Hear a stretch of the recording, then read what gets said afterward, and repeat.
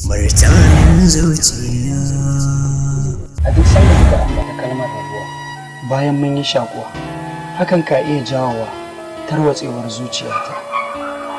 Tamkar kwanda ya ɗauki zafi, ruwa ya ɗiga akai, babu shakka dole ya fashe. Na daɗe ina kwancin kan soyayya. Har ta kai ga yau na ƙin shi.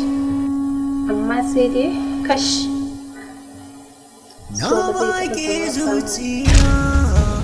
San ki tsohon ciwo ne, kalmar rabuwa kaɗai ki iya fama shi. Marmarar da kika yi niyyar jifar tangarar da shi, da zarar ya isa gare shi dole ya fashe. Auhawa take ke ce martanin zuciya.